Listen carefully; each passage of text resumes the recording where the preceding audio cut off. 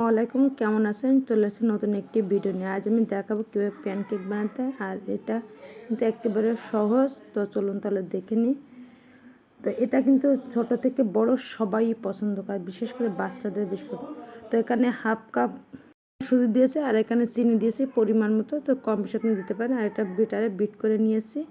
তো আমি এগুলো এখন একসাথে মিশিয়ে নেব। আর এখানে হাফ কাপ মতো ময়দা, চাইলে আপনি এখানে আটাও দিতে পারেন। আর দেবো বেকিং পাউডার 1 চামচ আর স্বাদ মতো লবণ। ভালো করে মিশিয়ে নিয়েছি। নিয়ে আমি এখন এখানে অল্প অল্প করে দুধ দিয়ে মিশানো। তো দুধটা একেবারে দিতে যাবেন না, তো অল্প অল্প করে দিবেন। অনেক সময় বেশিও লাগতে পারে।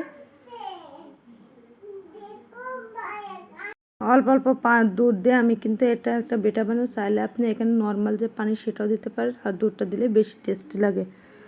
তো আমি 1 কাপ 4 কাপে দুধ নিয়েছি, তো আমার পুরোটা লাগেনি। তো আমার হাফ কাপের একটু বেশি লেগেছে। আর ব্যাটারটি কেমন হবে 15 মিনিট রেস্টে রেখে দিয়েছি। আর চুলা আমি প্যান বসে সামান্য একটু তেল দিয়ে তেল ব্রাশ করে নিব। যেহেতু সুজি দেয় এই জন্য একটু রেস্টে রেখে দিয়েছি। তো রেস্টে রেখে দেওয়ার কারণে কিন্তু সুজিটা ফুলে আর একটু বেশি হবে। আর যখন কেক বানাবো কেকটা কিন্তু অনেক সফট হবে। তো আমি এখন কেকটা বানাবো প্যানকেক। তার জন্য একেবারে একটা চামচ দিয়ে অল্প অল্প ছোটো করে একটা যেভাবে আমরা পিঠা বানাই ঠিক তেমনভাবে অল্প করে দিয়ে নিচ্ছি। আর এটা কিন্তু প্যানকেক খেতে খুবই ভালো লাগে। তো ঢাকনা ঢেকে নিচ্ছি। এটা 2 মিনিটের ভিতরেই কিন্তু হয়ে যাবে। তো ফিরে আসছি 2 মিনিট পর। তো দেখতে পাচ্ছেন একেবারে অসংখ্য ছিদ্রযুক্ত হয়েছে আর অনেক সফট। এটা খেতে কিন্তু খুবই ভালো লাগে। আর চাইলে আপনি এটা বাচ্চাদের টিফিনেও দিতে পারেন।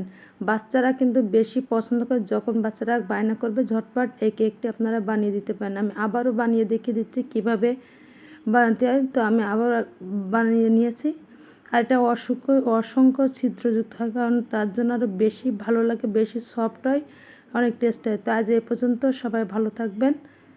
আর আমার ভিডিওগুলো আপনারা দেখবেন। ভিডিও ভালো লাগলে শেয়ার করবেন, পাশে থাকা বেল আইকনটি বাজিয়ে রাখবেন যাতে পরবর্তী ভিডিও সবার আগে আপনার কাছে পৌঁছে যায়। তো একেবারে দেখেন আমি ভাজ করে নিয়েছি, কিন্তু ভাজার ভিতরে কিন্তু চলে আসছে আর একেবারে সফট হয়েছে। আল্লাহ হাফেজ।